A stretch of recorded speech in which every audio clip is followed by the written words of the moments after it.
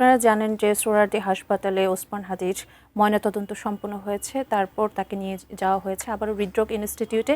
সেখান থেকেই দুপুর 2টা নাগাদ সংসদ ভবনের দক্ষিণ প্লাজায় তার জানাজার জন্য নিয়ে আসা হবে তার মরদেহ, এবং সেখানেই জানাজা অনুষ্ঠিত হওয়ার কথা রয়েছে। এবং তারপর ওসমান হাদির মরদেহ দাফনের প্রস্তুতি চলছে কবি নজরুলের সমাধির পাশে।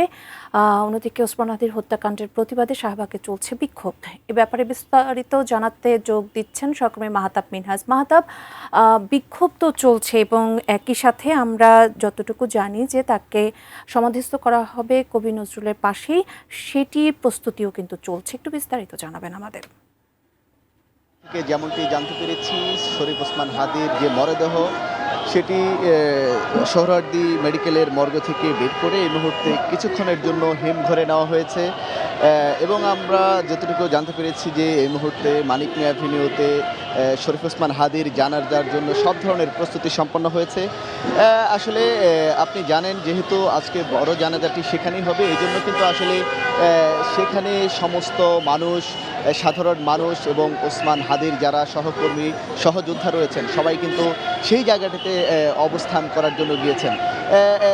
এখানেও কিন্তু শাহবাগেও কিন্তু সময়ের সঙ্গে সঙ্গে এখানে কিন্তু মানুষের সংখ্যা বাড়ছে, আন্দোলনকারীর সংখ্যা বাড়ছে। আসলে আজকে অন্যান্য দিনের মতো অন্য যে দুই দিন যেভাবে বিক্ষোভ হয়েছে, আসলে আজকে এখানে বিক্ষোভের চাইতে যেটি বেশি মনে হচ্ছে যে আসলে সবাই সেখানে আজকে কিন্তু সবাইকে এখানে আমরা দেখতে পাচ্ছি যে অনেক সবাই খুবই বেদনা ভরে কিন্তু ওসমান হাদির জন্য দোয়া করছেন।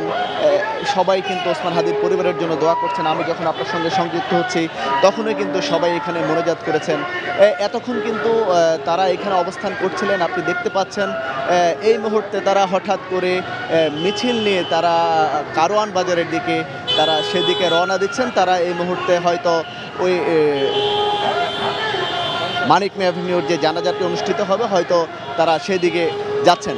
আপনি জানেন যে আসলে ওসমান হাদির মৃত্যুর পর থেকে কিন্তু শাহবাগ অঞ্চলটিতে আন্দোলন শুরু হয়। সেই আন্দোলন এবং সেই তাদের যে দাবি, তারা যে দাবি করছেন যে আসলে ওসমান হাদির যারা প্রকৃত হত্যাকারী এবং যে ভারতীয় আগ্রাসন, তাদের মূলত এই দুইটি দাবি কিন্তু বারবার উঠে আসছে। অর্থাৎ ওসমান হাদির যারা প্রকৃত হত্যাকারী তাদেরকে বিচারের আওতায় আনতে হবে, এবং আজকে তাকে কবরস্থ করার আগেই তারা সেই প্রকৃত হত্যাকারীদেরকে দেখতে চান এবং জনসম্মুখে তাদের প্রকৃত বিচারটি দাবি করছেন। এবং আসলে আপনাকে যে কথাটা বলেছি, আজকে কিন্তু বিক্ষোভের তুলনায় আজকে কিন্তু সবাই ওসমান হাদির জন্য দোয়া করছেন।